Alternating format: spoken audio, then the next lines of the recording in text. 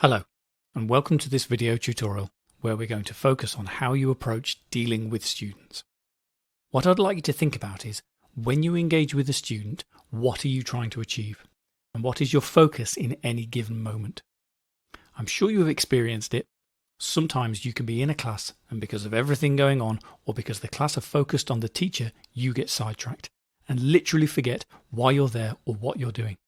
It's easy just to get caught up in the moment, and before you know it, valuable time has passed by. So when you're in a school and you work with young people, it is good practice to check yourself and think, what is my focus at this moment? What am I trying to get out of this interaction with the student? Or should I be giving the student this interaction?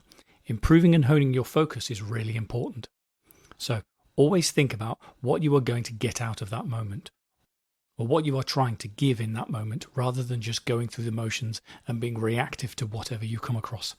I always feel that planning, preparation, and taking charge and control of any situation is going to give you a better outcome than if you just react. Sure, at times you need to just be in a position where you can react and things won't go the way that you planned or expect. But even then, you have to think, what am I trying to get out of this moment or interaction? You have to have that direct focus. A lot of this is going to come from planning in the first instance.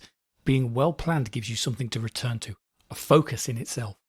But in those micro moments when you're talking to a student and it goes off in a different but no less useful direction, you should be thinking, how can we use this? How can I link it to the aims? A useful check is to think, do I feel like I'm trying to kill or pass the time, or am I really trying to engage in a way that is useful and helping the student progress how the teacher wants? You also have to remember, and this is quite easy to confuse, that you're not there to be liked. You're there to take the student on a journey and help them learn and progress. This doesn't mean that you won't have a good relationship or can't build a good relationship with the students, but don't compromise on being professional and your focus.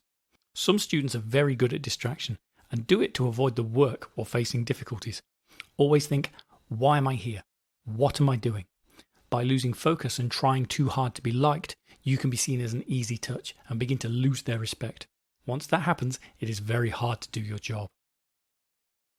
While we're talking about building relationships, remember it is important to build strong relationships to help students progress, especially when you or they are starting out. So sometimes you're going to be doing things with an academic focus, and sometimes with a more pastoral or skill building focus.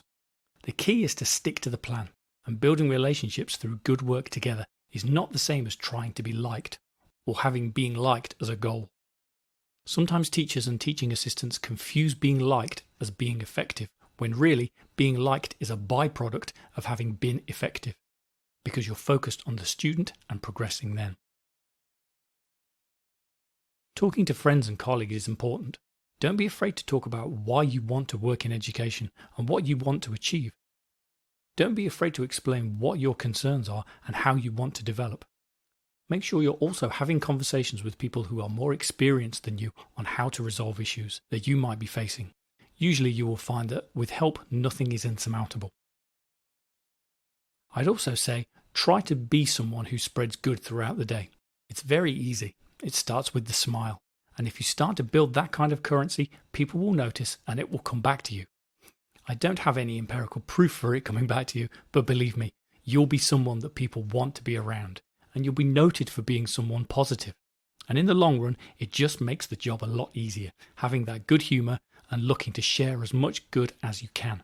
As long as you're not putting yourself to a point of burnout, it will help you in the long run. I hope that's of use. I'll see you in the next tutorial video.